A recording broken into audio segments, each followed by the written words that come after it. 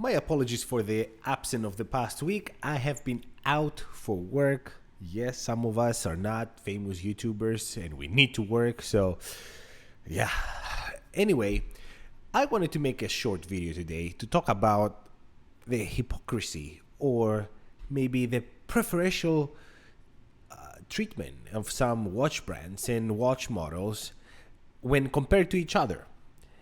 I've been watching videos just like you guys, and I see some inconsistencies in the approach that many YouTubers have. For example, Quartz watches. Typically, 99.9% of people don't like Quartz watches unless it's Casio, because Casio is king and it's God tier and this and that. Perfect, agreed. But there's many great watches that are Quartz. There are great movements like Eco Drive by Citizen that get even indoor lighting and create energy out of it. I know my Citizen Nighthawk still ticks after all these years. It only stopped twice because my wife put it in a watch box, closed it, and it didn't see sunlight for months. And then when I took it out for a coffee, I was wearing it on my wrist. It started ticking almost immediately, and it went after the double tick. Within an hour, it started ticking normally again. So amazing technologies. Who appreciates it? Nobody. How much is an Eco Drive? $100 used. My Nighthawk, I can see it all day for like $120 used. And because that's a Citizen. Same thing goes for Seiko. Same thing goes for the amazing Quartz movement that Breitling has that are accurate to like 10 seconds a year. Tested in a variety of temperatures. I'm not even gonna go to the king of all, Seiko, with its Quartz movements, or even the spring drive movements that are a hybrid between Quartz and mechanical movements. Who appreciates those? Almost nobody compared to the big crowd. I know here we are enthusiasts and we look into these things, but look at the big picture. Who appreciates a spring drive movement or a Quartz by Grand Seiko or even Breitling? Almost nobody.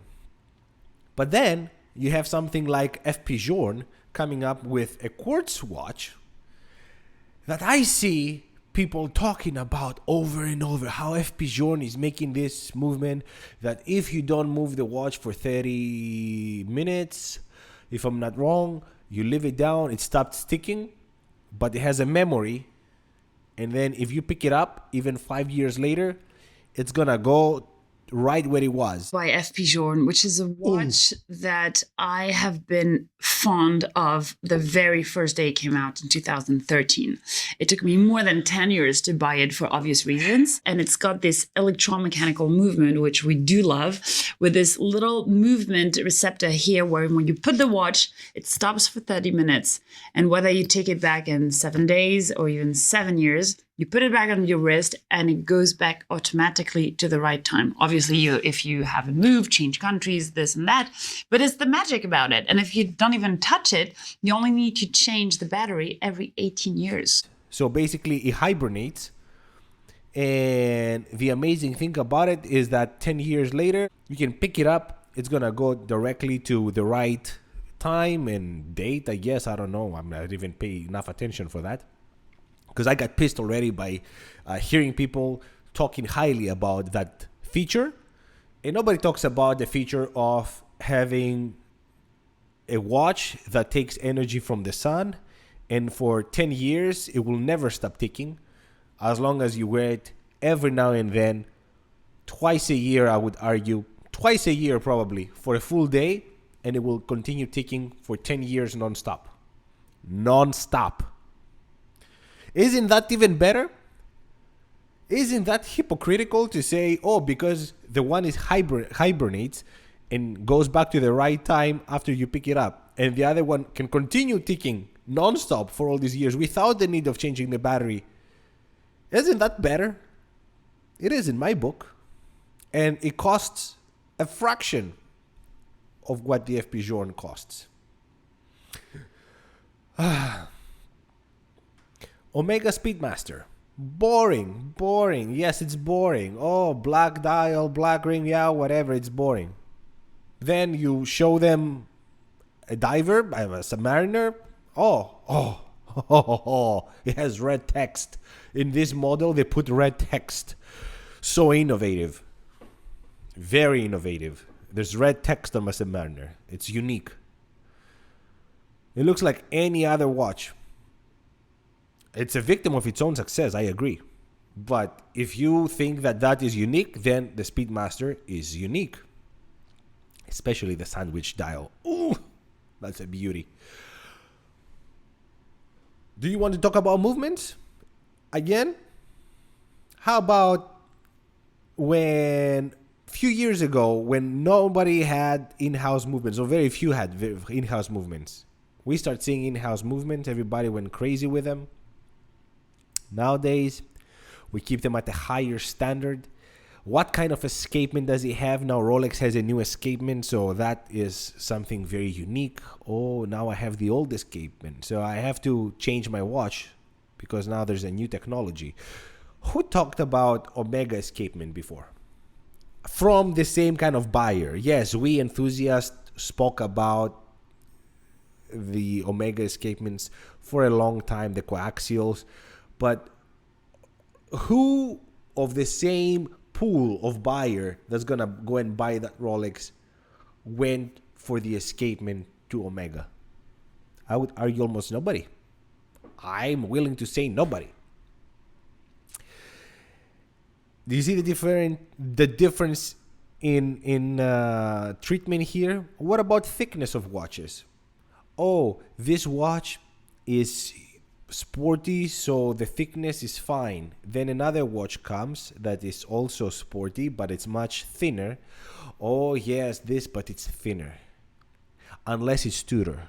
Because Tudor, even though it can be like a puck, especially the GMT ones, yeah, I mean GMT Pro, it's like a pack. It's 15.5 millimeters. It's as thick as my Breitling, and then it's 39 millimeters wide. My Breitling is 44, so it looks thinner. And also because the case itself has a different profile, it breaks down that thickness. It's not slabbed on the side. But it's Tudor, so we love it. There was a whole chain of videos from different creators coming and saying, is it too thick? All of them had the same conclusion. No, it's not, because it's sporty, because it's Tudor, because it's heritage, because it's in-house movement, because this, because of that.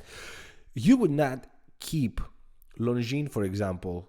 You would not give a break to Longines for the same kind of things. You would not give a break to Tag Heuer for the same kind of things. You would bash Tag Heuer if they had this kind of thick movements. But you give a pass to Tudor. I'm not saying it's a bad watch, but what I'm saying is it's preferential treatment. We like a brand, we like their marketing. Maybe we get some of that money from the marketing, if you know what I mean. Nico Leonard, you listener then?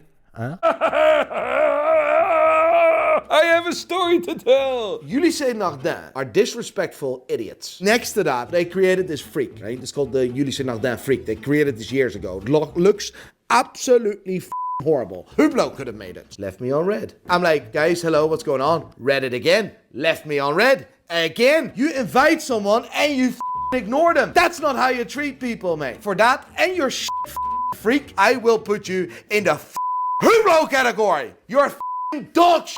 Disregarded. I'm loving the direction where UN is going. And yes, I'm gonna say this, and yes, I am involved a wee bit on the background with UN. No, I'm not getting paid for it. Let me clarify that. I love the direction, but to pick up my own watch, a watch made for me, a piece unique, a watch that was in production for a good couple of years, but out of production, and there's some tweaks on that watch that make it unique to me.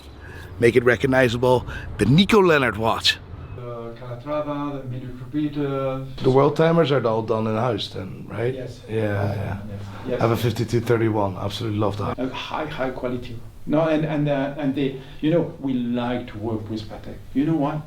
In presenting this watch to the world. Right, are you coming or what? Look at the stand, right? It's about presentation in this case. I absolutely love the fact that Julius Nardin is now finally using the Freak as a vocal point. We get some of that money and then we talk nice about them. Anyway, that's all I wanted to say. I see these kind of things and I get pissed, but I wanted to hear what you think about these things. Do you think that I'm right? Do you think I'm wrong? What do you see? What do you see? Do you keep everyone at the same standard or you're affected by marketing? Thank you so much for watching. Until the next one. Ciao.